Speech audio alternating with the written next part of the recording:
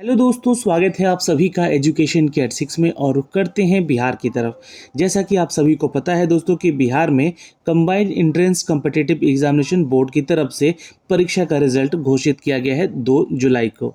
जी हाँ दोस्तों, अगर आप ITI करने वाले इच्छुक उम्मीदवार हैं तो आपने इसका एग्ज़ाम ज़रूर दिया होगा और इसके आधिकारिक वेबसाइट पे यहाँ पे अपडेट भी कर दिया गया था। यहीं पे आपको ये सारा डिटेल देखने को मिलता है। आपको बता दें कि वैसे उम्मीदवार जो कि बिहार ITI की परीक्षा में उत्तीर्ण हुए यानी कि पास हो चुके हैं, उनके लिए लिस्ट भी यहाँ पे जारी किया गया है। मैंने आपको दिखाया था लास्ट वीडियो में और बताया भी था कि जाके अपना रिजल्ट चेक कर सकते हैं। तो रजिस्ट्रेशन और कॉलेज के चॉइस फिलिंग की प्रक्रिया का शेड्यूल भी अब जारी कर दिया गया है। तो ये इसके लिंक पे आप क्लिक करेंगे जैसे ही, तो दोस्तों आप इसके इस ऑफिशियल वेबसाइट पे आ जाएंगे। अब इस ऑफिशियल वेबसाइट पे आपको 2-3 चीज़ें दिखेंगी यहाँ से। एक तो दिखेगा आपका कि सीट मैट्रिक्स लिंक ITI 2023। ये सीट मैट्रिक्स क्या है? तो उन सभी जिलों के अपडेट हैं, सीटों की संख्या है, जहाँ पे किस ज़िले में कितनी सीट अलॉटमेंट की गई है। ये शेड्यूल ऑफ ITI है। मैं आपको एक नोटिफिकेशन भी दिखाऊंगा यहाँ से, जिसके बारे में आपको सारी जानकारी दूंगा कि यहाँ पे काउंसलिंग वगैरह कब से शुरू हो रहा है। वैसे मैं आपको ये डिटेल दे दूँ कि 14 अगस्त से लेकर 20 अगस्त तक ये जो है आप कर सकते हैं चॉइस फिलिंग की प्रक्रिया को लेकर। अगर आप काउंसलिंग के दौरान दोस्तों रजिस्ट्रेशन या कॉलेज चॉइस प्रक्रिया को पूरा करना चाहते हैं तो आप जो है BCECB के ऑफिशियल वेबसाइट पे जाके जो है वहाँ से काउंसलिंग में शामिल भी हो सकते हैं। और वैसे अभ्यर्थी जिन्होंने इस परीक्षा में उत्तीर्णता की है यानी कि वो पास हुए हैं और ITI में एडमिशन लेना चाहते हैं, उन सभी को अभ्यर्थियों को अपना रजिस्ट्रेशन और कॉलेज का चॉइस यहाँ पे करना अनिवार्य है, क्योंकि उसके बाद जो ही आपको जो है बिहार में ITI काउंसलिंग के लिए शुरू होने वाली प्रथम चरण की प्रक्रिया Bihar ITI counselling 2023 Bihar ITI counselling 2023 की प्रक्रिया में शामिल होने के लिए बुलाया जाएगा।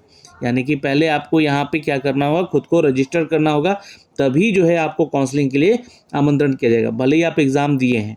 ठीक है, ये ध्यान में रखिएगा। प्रथम चरण की बिहार ITI काउंसलिंग जो है 2023 और कॉलेज चॉइस करना आप चाहते हैं तो आपको जो है कुछ लिंक दिए गए हैं, मैं आपको दिखलाना चाहूँगा यहाँ से, जहाँ से आप जाके सीधे आवेदन भी कर सकते हैं। पहले मैं एक नोटिफिकेशन आपको यहाँ से दिखला दूँ। ये देखिए, ये जो लिंक है यहाँ से आप सीधे जाके इसके लिए अप्लाई कर सकते हैं। जैसे ही आप इस पर क्लिक करेंगे दोस्तों, तो अप्लाई करने का प्रोसेस भी बहुत आसान है। सिंपली आपको करना क्या है, तो पहले साइन अप कर लेना है। अगर आप साइन इन आपके पास नहीं है तो न्यू कैंडिडेट रजिस्ट्रेशन कर लेना है। यहाँ पे क्लिक जैसे कीजिएगा, आपको एक कैप्चा आएगा यहाँ पे और ये जो है आपको पढ़ना होगा। आई एग्री पे क्लिक करके और न्यू रजिस्ट्रेशन कर लेना। अपना रोल नंबर, कैंडिडेट का नाम, डेट ऑफ बर्थ डालना है और इस कैप्चे को यहाँ पे डाल के जो है फाइनली जो क्या कर लेना है, सबमिट कर देना है। सबमिट कर देते ही आपके पास जो है आपका ईमेल ID और मोबाइल नंबर को रजिस्टर्ड करवाया जाएगा। उसके बाद दोस्तों यहाँ पे जो है आप अपना मोबाइल नंबर और ईमेल ID को रजिस्टर कर लेंगे तो वहाँ पे सीट अलॉटमेंट के लिए आपको काउंसलिंग का राउंड बताया जाएगा, फिर काउंसलिंग की प्रक्रिया बताई जाएगी। ऐसे में फिर काउंसलिंग के लिए रजिस्ट्रेशन करना आपके लिए महत्वपूर्ण है, इसलिए इसके जो इंपॉर्टेंट ये लिंक्स दिए गए हैं, जो इसके माध्यम से आप आके जो है अपना रजिस्ट्रेशन वगैरह करके इस शेड्यूल को देख सकते हैं। तो खैर ये काम आप खुद से करिएगा। यहाँ पे आपको एक शेड्यूल दिखला रहा हूँ, इस शेड्यूल को समझ लीजिएगा।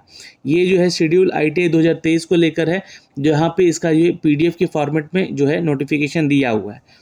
और मैं फिर आपको जो है डिस्ट्रिक्ट वाइज जो है सीट अलॉटमेंट भी देख लाऊंगा कि किस डिस्ट्रिक्ट में कितनी सीट यहाँ पे दी गई है।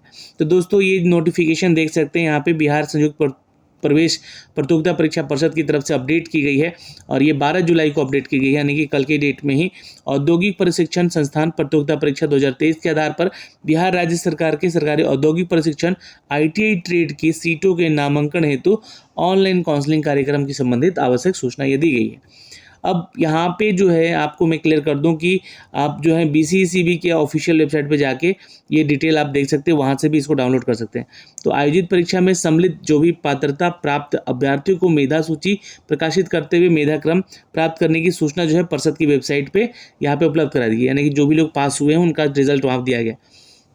उपरोक्त के आधार पर उक्त विज्ञापन के क्रम में बिहार राज्य सरकार के औद्योगिक प्रशिक्षण संस्थाओं में जो भी ITI ट्रेड की लगभग 25% जिला बंदेज मुक्त सीट दी गई है। मैंने आपको शुरू में ही बताया है कि 25% सीट जो है उन सभी के लिए है। जैसे कि मान लीजिए कि आप पटना से हैं और आप चाहते हैं कि भागलपुर में जाके अपना ITI करें, तो भागलपुर के लिए 25% सीट आप लोग पटना के लिए है।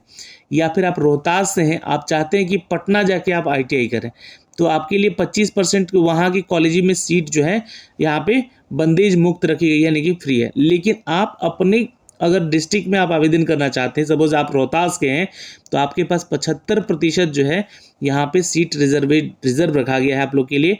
और अगर अच्छा कॉलेज नहीं मिलता है तब दूसरे जो है आप डिस्ट्रिक्ट का रास्ता देखें। नहीं तो आप कोशिश कीजिएगा ज़्यादा से ज़्यादा कि आप अच्छे अपने ही ज़िले में अच्छे कॉलेज में आपका नामांकन हो जाए। तो ये 75% जो है जिला वार सीटों के सीट जो है आवंटन हेतु आयोजित की जाने वाली है। और ऑनलाइन काउंसलिंग के लिए आपको इसके ऑफिशियल वेबसाइट पे जाके जो है यहाँ पे पात्रता प्राप्त अभ्यर्थी जो कि हैं या अभिभावक हैं उनके, वो संबंधित संस्थानों के देख सकते हैं, सूचित किया जाता है उनको यहाँ पे।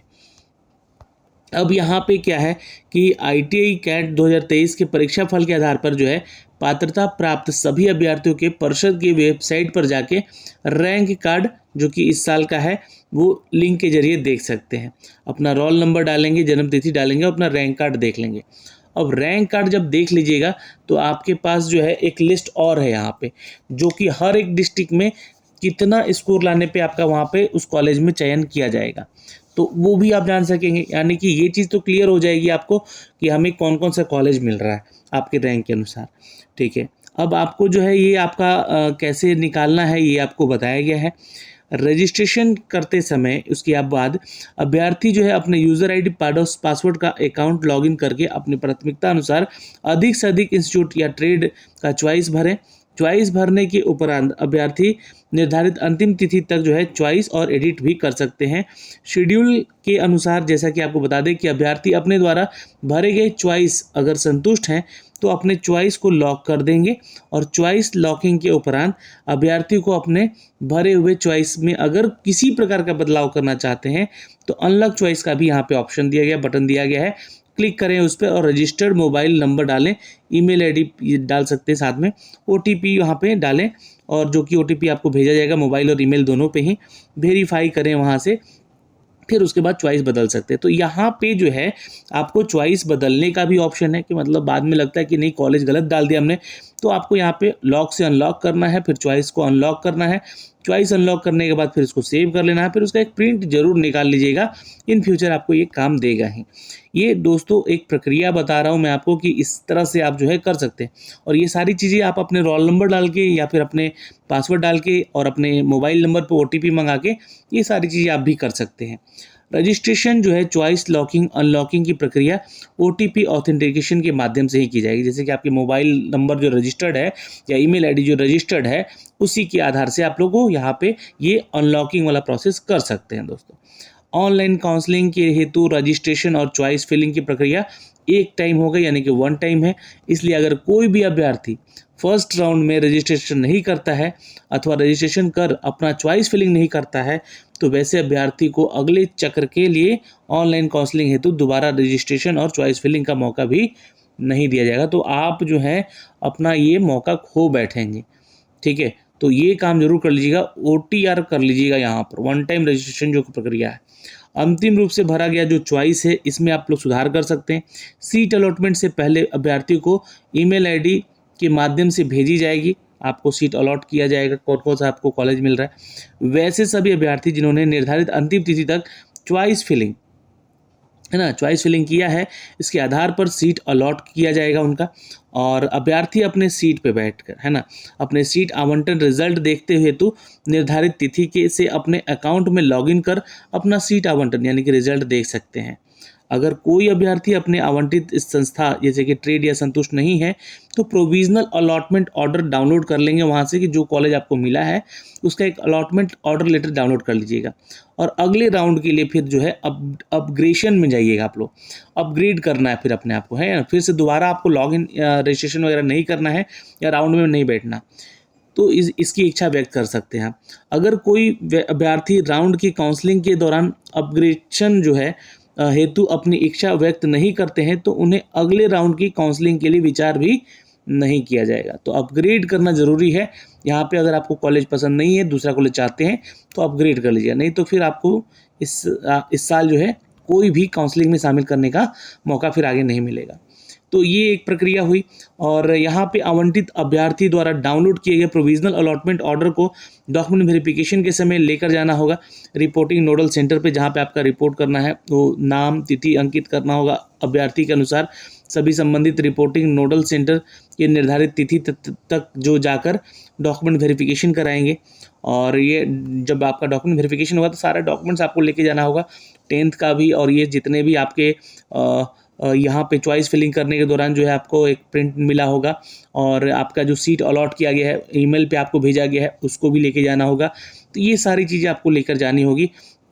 अभ्यर्थी जो है किसी भी कारणवश निर्धारित तिथि तक अपना डॉक्यूमेंट वेरिफिकेशन नहीं कराते हैं तो ऐसे अभ्यर्थी को आवंटित अभ्यर्थी के अगले राउंड के लिए अयोग्य माना जाएगा। यानी कि अगला राउंड में फिर आपको पार्टिसिपेट करने का मौका मिलेगा और आपके उस सीट पे हो सकता है कि किसी को मौका मिल जाए, तो ये भी ध्यान रखिएगा। तो फर्स्ट राउंड में किसी अभ्यर्थी को सीट आवंटन नहीं होता है तो वो अगले राउंड के लिए इंतजार करेंगे, यहाँ पे ध्यान रखिएगा। अगर उनको मान लीजिए कि नंबर कम है और उनको अच्छा उस पहले राउंड में अच्छा कॉलेज नहीं मिला तो वो दूसरे राउंड का इंतज़ार कर सकते हैं।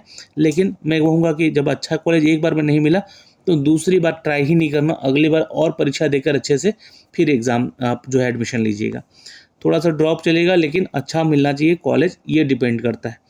अब ये जो है आपका सीट मैट्रिक्स पोजीशन वेबसाइट पे दिया गया है 12 जुलाई को ही, और ऑनलाइन रजिस्ट्रेशन जो है यहाँ पे चॉइस फिलिंग का सीट अलॉटमेंट का 14 जुलाई से यानी कि आज से आपका शुरू हो चुका है।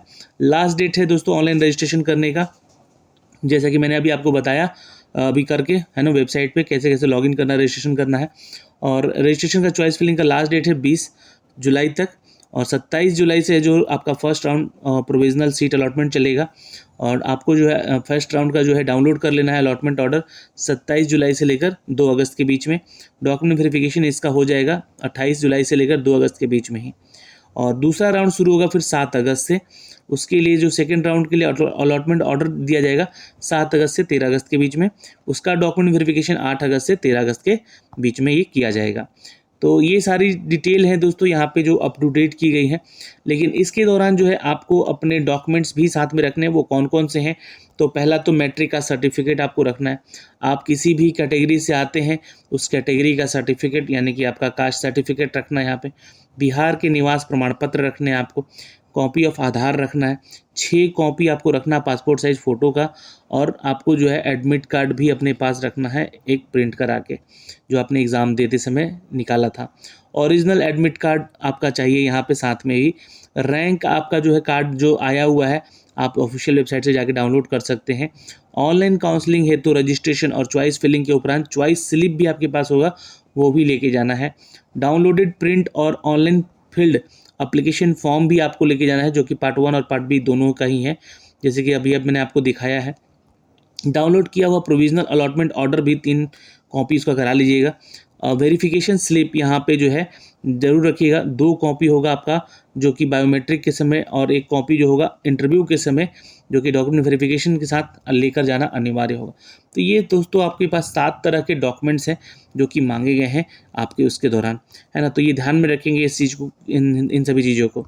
बाकी सारी प्रक्रियाओं को मैंने अप टू डेट किया है, सारा डिटेल बताया हुआ है ना। तो इस वीडियो में इतना ही दोस्तों। अगर फिर भी आपके कोई डाउट रह जाते हैं तो प्लीज़ कमेंट सेक्शन में कमेंट करके ज़रूर पूछ लीजिएगा।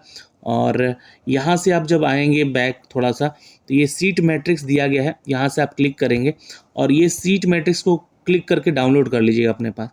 इसमें क्या दिया गया है कि किस इंस्टीट्यूट में, है ना, आपका डिस्ट्रिक्ट कौन सा पड़ता है, उस डिस्ट्रिक्ट में देखिएगा उस इंस्टीट्यूट के, है ना, कि उस डिस्ट्रिक्ट में आपके पास कितने सीट हैं, जो कि 75% यहाँ देखिए येलो कलर से किया हुआ है, और ये 25% ओपन सीट है, यानी कि अदर डिस्ट्रिक्ट वाले छात्र भी यहाँ पे आवेदन कर सकते हैं।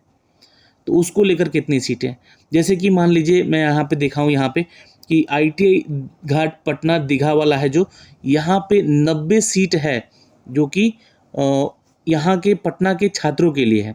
ठीक है, ये कोर्स 2 साल का है दोस्तों। और ये ध्यान रखेंगे इलेक्ट्रीशियन में 90 सीट है, लेकिन वहीं पे अगर मैं बात करूँ ओपन सीट के लिए तो 30 सीट है, यानी कि टोटल मिला के 120 सीट है यहाँ पे इस इंस्टीट्यूट में।